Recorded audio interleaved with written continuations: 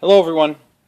In this video I'm going to demonstrate to you how I deprime Berdan brass. I know there's many different methods out there of doing it. There's the hydraulic method. There's a tool put out by RCBS, I believe, that will take care of the issue.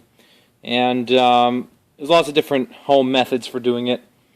I've kind of taken this method from other people I've seen do it, and from reading online and that sort of thing. And I'm just going to show you here because I couldn't find a video out there that was clearly demonstrating how I think this is the best way to do it.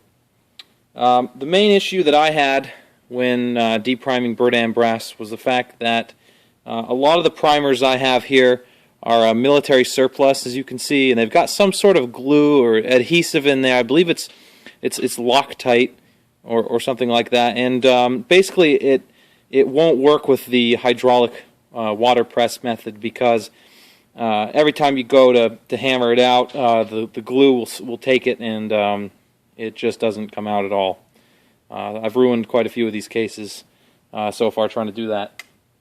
And another problem with the hydraulic method is you get all wet, and I mean I can make it work sometimes, but it just wasn't working in the long run.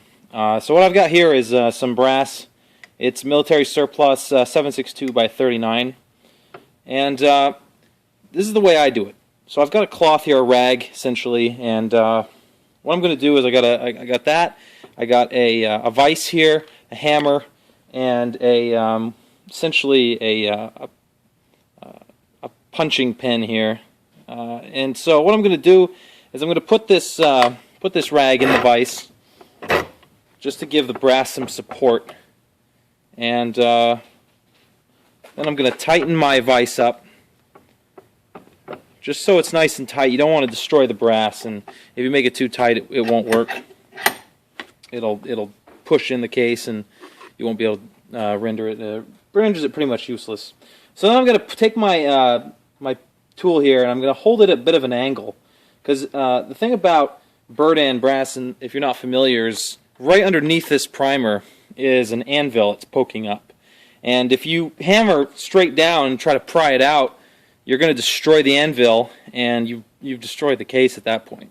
So what I'm going to do is I'm going to hold it at a bit of an angle, like so, and just tap it a few times with the hammer and pry it up like that. It works pretty well. It's not as fast as some of the other methods, like the hydraulic method, if you can get it to work, but for precision like this, I think it's really helpful. So I'm just going to show you how I do it here.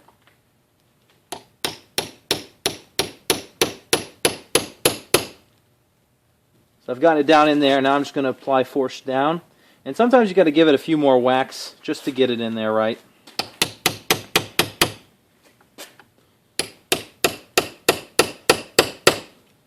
There. So I don't know how well you can see that, but I've got a pretty good grip on it now. I'm just going to, for the camera's sake here.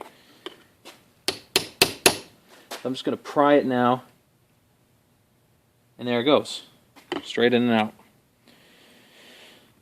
So then you just loosen the press and you take the case out, and as you can see there's no defects to the case. The case mouth is still straight, and the anvil is, you can see I've knocked some of the soot off of it there, but other than that it's perfectly good and ready to go.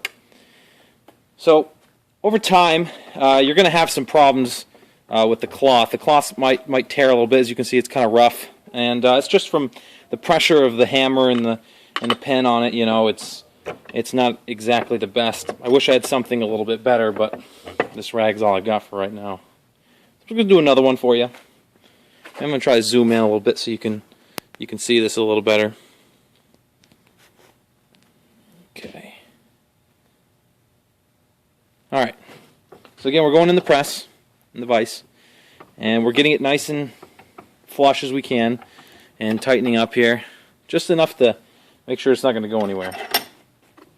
Take your pen, get it at a bit of an angle, let's take your hammer, start rapping away at it.